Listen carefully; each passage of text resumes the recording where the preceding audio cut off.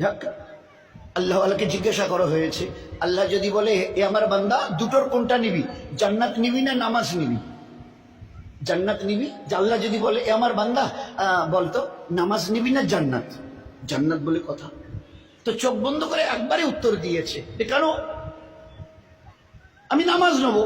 তাহলে কি বলছো, তুমি নামাজ নেবে জান্নাত ছেড়ে দিয়ে? বলে হ্যাঁ। তা জান্নাত বাদ দিয়ে তুমি নামাজ নেবে কেন? বলে জান্নাত পাওয়াটা আমার নিজের দিলকে খুশি করবার জন্যে, আর নামাজ পড়াটা আমার আল্লাহকে খুশি করবার জন্য, আমার আল্লাহ খুশি হবে। তো আমার নামাজ আল্লাহকে খুশ করবার জন্য। আবার আল্লাহ যদি আবার আমালে ইবাদতে খুশ হয় না, তো এরকম লক্ষ কোটি জান্নাত আমার পায়ের নিচে আল্লাহ ফেলে দেবে। একটা দুইটা পাঁচটা 10টা কেন? উত্তরে দিয়েছে আমার জান্নাতের মানে ওই জান্নাতের দরকার নেই, আমার আল্লাহর দরকার। নামাজ আমার আল্লাহকে খুশ করবার জন্য আল্লাহ দিয়েছে। আমি যখন, নবীজি কি বলেছিল, তুমি যখন সেজদায় যাও, চাই পুরুষ হও আর মেয়ে ছেলে, তুমি যখন সেজদায় যাও, তুমি জানো কি কোথায় সেজদা করছো? আল্লাহর রহমতের দু পায়ের মাঝখানে তুমি সেজদা করছো। আল্লাহর রহমতের দু পায়ের মাঝখানে তুমি সেজদা করছো। তো এই নামাজের মূল্যবোধ, তোমার আল্লাহ তোমার এত কাছে কখনো আসেন না যত কাছে তোমার নামাজের সময় তোমার সেজদার আল্লাহ কাছে চলে আসে। ফের আল্লাহ এবারে আওয়াজ লাগান, ইয়াস্তাইনু, এ আমার বান্দা, এ আমার বান্দি, কি তোর চাওয়ার আছে বল? দুনিয়ায় কি চাস, আখিরাতে কি চাস? নামাজ তুই পড়েছিস, আমার কাছে চা, আমি ওয়াদা করছি দেবো। ইয়াস্তাইনু বিসসাবরে ওয়াস সালাম, যা কিছু তোর নেবার আছে নামাজের দ্বারা, নামাজ থেকে সালাম পাইলে আমার কাছে হাত তোল, যা চাইবি আমি আল্লাহ তোর চাহিদা করব। ও মেয়ে ছেলে বলেছে, আল্লাহ নামাজ 2 রাকাত পড়েছি, ঘরে যে খাবার নেই, তো রান্নাঘরের জাতাটা আপনা আপনি ঘুরছিল আর ওর থেকে সমানে আটা বার হচ্ছে। আল্লাহ দেখিয়ে দিয়েছে। 2 রাকাত নফল নামাজ পড়েছে, ফরজ না, 2 রাকাত নফল। 2 রাকাত নফল পড়ে বলছে, আল্লাহ আমার বাচ্চাটা তো মরে গেল, আমিও তো চোখে দেখি না, চলবো কি করে? লোক আমাকে গালিমন্দ করবে, কেমন হয়েছে? তো তুই তো কিয়ামতে বাচ্চাটাকে জিন্দা করবি, তো সেই দিন জিন্দা করলে আমার কোনো উপকার হবে না। তো তুই তো আলা করলে সেই কাদির, বড় জবরদস্ত কুদরত রাখনেওয়ালা, ফাইয়া খুনের মালিক। তুমি যদি কিছু করতে চাও, এরাদা করার সঙ্গে সঙ্গে হয়ে যায়। এ আল্লাহ আমার মরা বাচ্চাটাকে দাও না, বাঁচিয়ে আল্লাহ।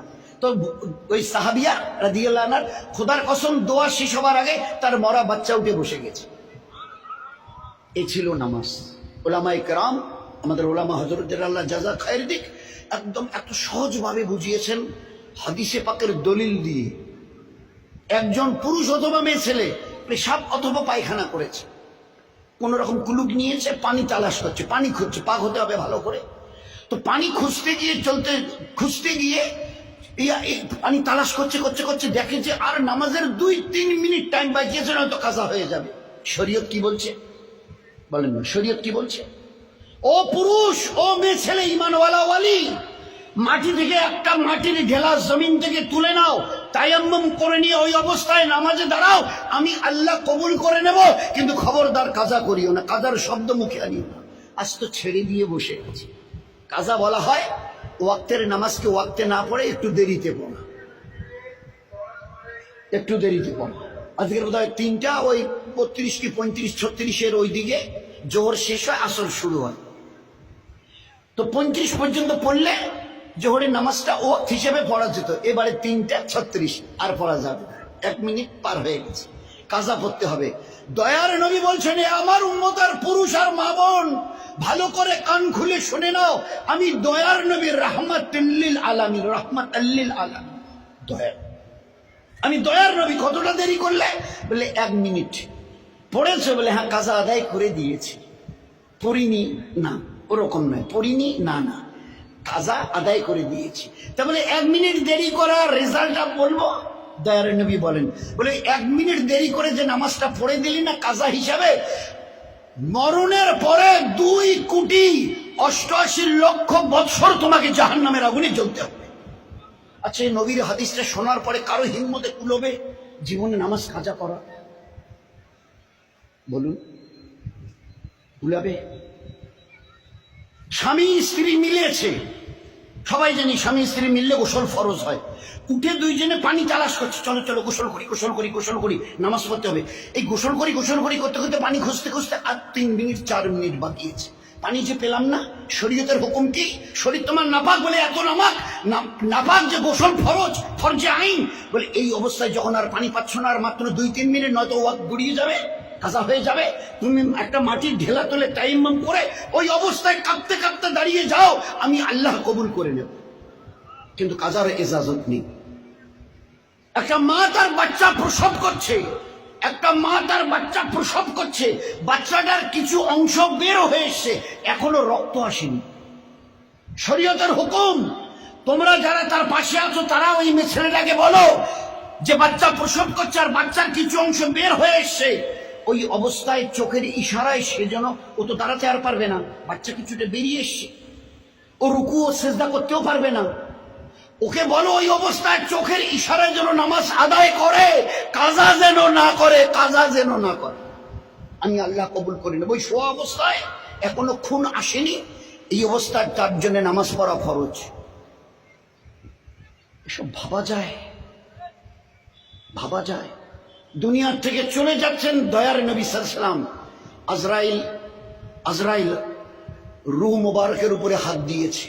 মা আয়েশা বলছেন ওই সময় দেখলাম আল্লাহর নবীর ঠোঁট নড়ছে, তো আমি কানটাকে নবীজির মুখের কাছে নিয়ে গেলাম, নিশ্চয়ই কিছু বিড়বিড় করছে যখন তো বোধহয় বলছে। আমি আমার কানটাকে নবীজির মুখের কাছে নিয়ে গেলাম, তো দুটো কথা বলেছে, তার মধ্যে একটা হলো এই, সালাত সালাত সালাত। এ আমার উম্মত, আমি দুনিয়া থেকে চলে যাচ্ছি, তোমাদের জন্য রেখে যাচ্ছি, নামাজ ছাড়িও না, ইয়া রফিকুল আলা বলে দুনিয়া থেকে চলে। জীবনের শেষ মুহূর্তে এ আমার উম্মত, আমি চলে যাচ্ছি, তোমাদের জন্য রেখে যাচ্ছি, এ নামাজকে কখনো ছাড়িও না। সেই নামাজের অবস্থা কি বলেন?